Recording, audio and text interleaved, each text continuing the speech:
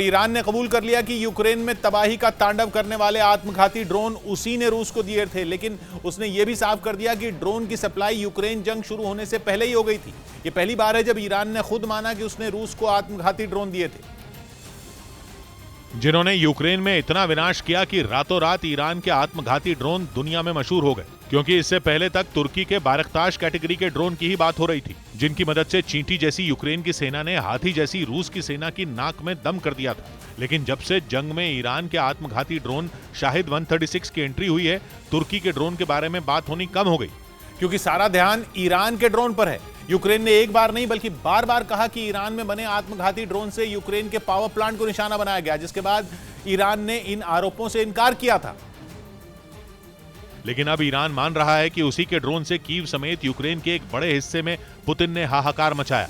वो अलग बात है कि ईरान कह रहा है कि ड्रोन की डील और सप्लाई 24 फरवरी से पहले हुई थी, लेकिन इससे ईरान के ड्रोन से बर्बाद हो चुके यूक्रेन का गुस्सा कम नहीं हुआ, क्योंकि ईरान के कबूल करते ही यूक्रेन का बयान आया कि ईरान को रूस की मदद करने का फायदा कम और नुकसान ज्यादा होगा, क्योंकि यूक्रेन पहले ही शाहिद 136 की सच्चाई जानता था और ज़ेलेंस्की खुलकर ये बोल चुके थे। І надалі брехатимуть про очевидне, то це означає, що світ यूक्रेन में ईरान के आत्मघाती ड्रोन के इस्तेमाल का जिक्र तब हुआ था जब पुतिन ने कीव में क्राइमिया ब्रिज अटैक का बदला लेना शुरू किया था, क्योंकि कहा जा रहा है कि रूस ईरान के ड्रोन की वजह से ही कीव में तबाही मचा पाया।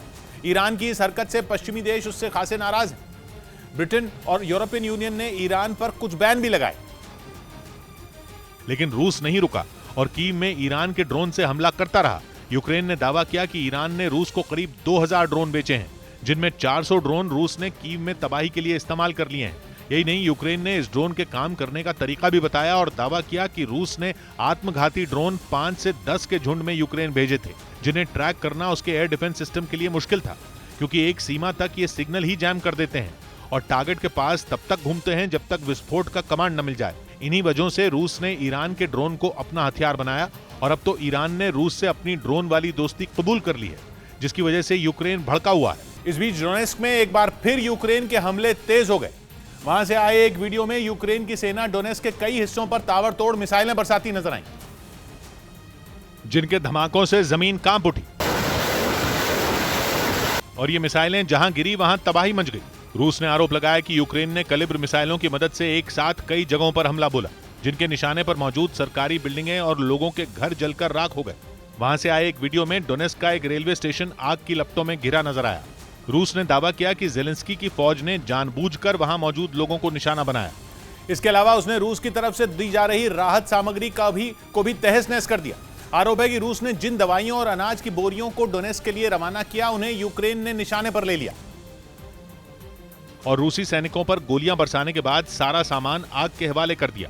रूस के मुताबिक यूक्रेन ने यह हमला इसलिए किया ताकि डोनेस्क तक जरूरत की चीजें न पहुंच पाएं। Я приехал на позицию, обращение бойцы сказали, что нам не хватает этого. दावा किया गया कि इन हमलों की वजह से रूस की सेना को जबरदस्त नुकसान पहुंचा, साथ ही कई सरकारी इमारतें भी जलकर राख हो गईं।